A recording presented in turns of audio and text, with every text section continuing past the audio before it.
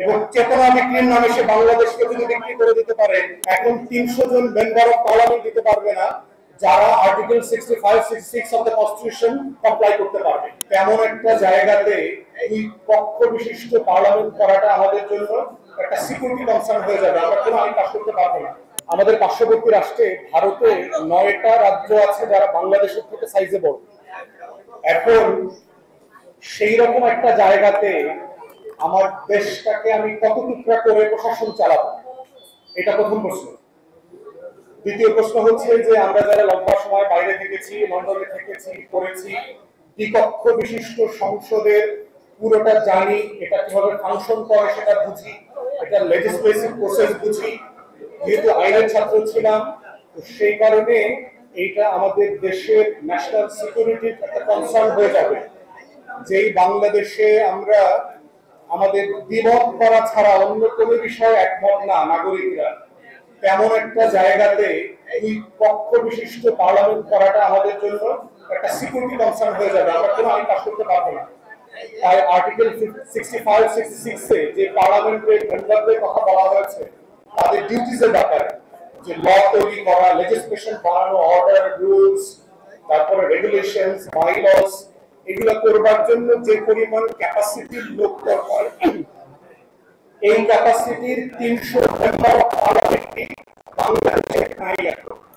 এটা সকল রাজনৈতিক দল মিলে এখন 300 জন মেম্বার অফ পার্লামেন্ট দিতে পারবে না যারা article 65-66 of the constitution comply করতে পারবে, যারা লেজিসলেশন বোঝে, যারা পলিটিক্যাল ডিবেট বোঝে, যারা আইন প্রণয়ন বোঝে। এই জায়গাতে এসে আমাদের প্রত্যেকটা পার্লামেন্টের হিস্ট্রিতে দেখেন কোন পার্লামেন্টে 10, 20, 30 এর বেশি ভালো পার্লামেন্টারিয়ান ছিল না। বাজেট বোঝে না আমাদের অধিকাংশ এমপিরা। আপনি বাজেট অধিবেশনে দেখবেন 10 জন 20 জনের বেশি বাজেট অধিবেশনে কেউ কন্ট্রিবিউট করতে পারেন।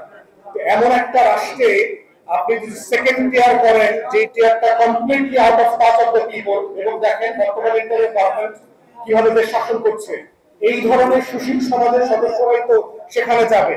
অতএব 1 মাসের অভিজ্ঞতা থেকে আপনাদের এই কনসার্নটা আরো বেশি আসবে যে আমরা কেন এই ধরনের শাসন ব্যবস্থা মেনে নিতে পারি না।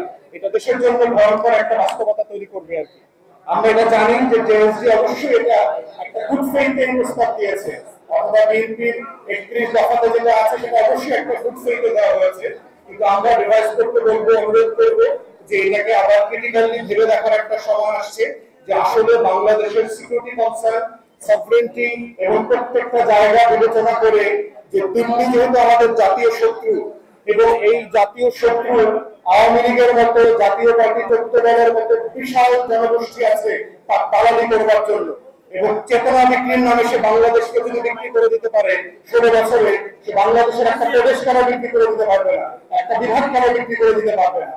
এই জন্য আমাদেরকে মাথায় রাখতে হবে যে যতটা গুড ফেইথে আমরা এটা চিন্তা করি না কেন, আমাদের জাতীয় শত্রু মিত্রের প্রশ্নে বাংলাদেশকে যারা পিছনে ফেটিয়ে দিয়েছে গত 16 বছর, তাদের সেই বাস্তবতাগুলো আমাদেরকে মাথায় রেখে এটা রিভার্স করা দরকার, পুনর্বিবেচনা করা দরকার।